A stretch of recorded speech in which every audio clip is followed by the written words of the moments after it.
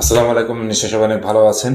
তো FIFA world cup চলতেছে, Bangladesh versus শ্রীলঙ্কার ম্যাচ আছে। হোসে মরিনহো কাণ্ড, তারপর অনেক কিছু। ফ্লোরিন রিচকে 116 মিলিয়ন পাউন্ডে কিনতেছে লিভারপুল। অনেক অনেক ঘটনা মানে রিসেন্ট সময় ঘটে গেছে, যেগুলো নিয়ে একটু কথা বলার চেষ্টা করব। মানে এই ভিডিওটা দেখলে আপনারা সবগুলো ঘটনা মোটামুটি কম বেশি জানতে পারবেন। প্রথমে আমি একটু বাংলাদেশ শ্রীলঙ্কার ম্যাচ দিয়ে শুরু করি। বাংলাদেশ শ্রীলঙ্কার ম্যাচ যখন শুরু হয়েছে তখন সম্ভবত কোন সমর্থকই চিন্তা করে নাই যে বাংলাদেশ ভালো খেলবে। ভালো খেলতেছে মোটামুটি। সান্তোস মানে মানে মানে দেড় দেড় সেঞ্চুরির কাছাকাছি যে ফিরে আসা, মুশফিকুর রহিমের ডাবল সেঞ্চুরি মিস করা, তারপরে লিটন দাসের সেঞ্চুরি মিস করা। এখানে একটা জিনিস বলে রাখি, মুশফিকুর রহিম হচ্ছে যে উইকেট কিপারদের মধ্যে সর্বোচ্চ রান সংগ্রাহক হয়ে গেলেন। মানে মানে অ্যাডাম গিলক্রিস্টের উপরে উনি এখন। Salute to Mushfiqur Rahim. মানে এই অর্জনটা এত সহজ না। যারা খেলা দেখেন, খেলা বোঝেন, তারা নিশ্চয়ই খুব ভালো করে জানেন মুশফিকুর রহিমের এই অর্জনটা অনেক বেশি গুরুত্বপূর্ণ ছিল। যাই হোক, তো এই ম্যাচ শ্রীলঙ্কা এখন ব্যাট করতেছে, আজকে চতুর্থতম দিন, সম্ভবত ড্র দিকে যাবে এই ম্যাচ। আর কোনো কথা বলার তেমন কিছু নাই। তবে আমাদের যেগুলো অর্জন ছিল সেই অর্জনগুলো হয়তো সম্ভবত হয়েছে। বাট বাংলাদেশের ক্রিকেট কেমন একটা পর্যায়ে ঢেকে দিয়ে গেছে যে বাংলাদেশ ক্রিকেট নিয়ে আর মনে হয় মানুষ কথা বলতে আগ্রহী হচ্ছে না। সো আমি আর আগ্রহ দেখাচ্ছি না। আমি নেক্সট ফিফা ওয়ার্ল্ড কাপের একটু দিকে চলে যাই। ফিফা ওয়ার্ল্ড কাপে পালমেইরাসের অবস্থা দেখলাম খুব ভালো। ওদিকে আল আল আল আল হিলাল দেখতেছি যে রিয়াল মাদ্রিদকে করে দিতেছে, বোটাফেগো উঠে যাচ্ছে।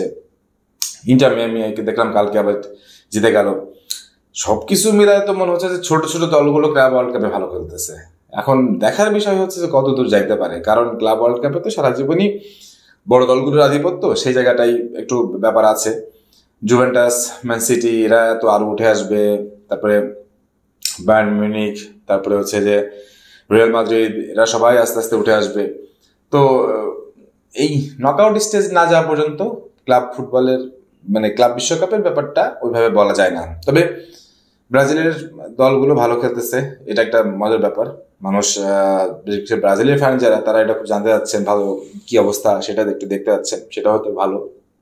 তারপর বোকা জুনিয়র্সের অবস্থাও খুব ভালো অবস্থা, এবং আজকে অনেকগুলো ম্যাচ আছে। তো সবকিছু মিলায় এই জিনিসগুলো নিয়ে আমরা এখনই আসলে এতগুলো ভিডিও করতে পারতেছি না। তবে আমার ইচ্ছা আছে যে নকআউট স্টেজ থেকে ক্লাব ওয়ার্ল্ড কাপের আমরা ম্যাচ টু ম্যাচ প্রিভিউ এবং ম্যাচ টু ম্যাচ মানে আনকাট বিশ্লেষণগুলো করব। ওইগুলো আশা করি আপনারা দেখে মজা পাবেন।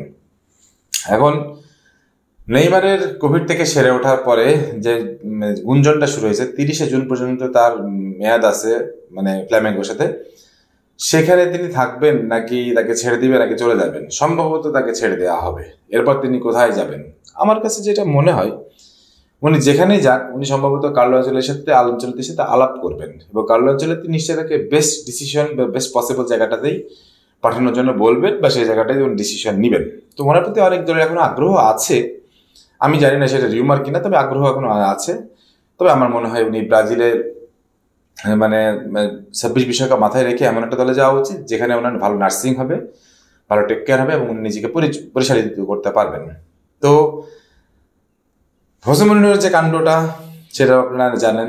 তাকে টাকা মানে অফার করা, তার নিয়ে একটা স্ক্যান্ডাল তৈরি হওয়া, এগুলো মানে তুর্কিশ লিগে হয়ে গেল। তারপরে লাস্টলি, আমি যদি আজকে ভিডিওটা খুব বেশি বড় করছি না, কারণ একটা সামগ্রিক প্রেক্ষাপট নিয়ে আলাপ করছি।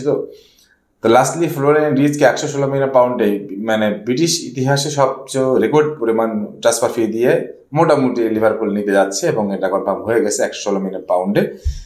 এখন ব্যাপারটা হচ্ছে, ফ্লোরিন রিচ কি আসলেই এত দুর্দান্ত খেলোয়াড়? অ্যাজ এ জার্মান ফ্যান আমি বলবো যে he is super fine, but অতটা হাইপড খেলোয়াড়ও তো ছিল না। উনি হাইপড হয়েছেন হচ্ছে বায়ার লেভারকুসেন থেকে, জাভি আলোচনার হাত ধরে। উনি বায়ার লেভারকুসেন থেকে যে পরিমাণ সুন্দরভাবে খেলা প্রেস করছেন, মানে খেলাকে মানে বুদ্ধিমত্তার সাথে চালনা করছেন, সেই জায়গা থেকে আমার মনে হয় লিভারপুলের জন্য ইটস এ গ্রেট ডিল। এই ডিলটা যদি হয়, লিভারপুল এবার একটা ভালো দুর্দান্ত স্কোয়াড সাজাতে পারবে, এটা আমার বিশ্বাস। কারণ ফ্লোরিন রিচ নিজে প্রমাণ করছেন যে উনি আসলে কতটা দুর্দান্ত ক্ষুধার প্লেয়ার। তো এই জায়গাটা থেকে আমার মনে হয় ডিলটা ভালো।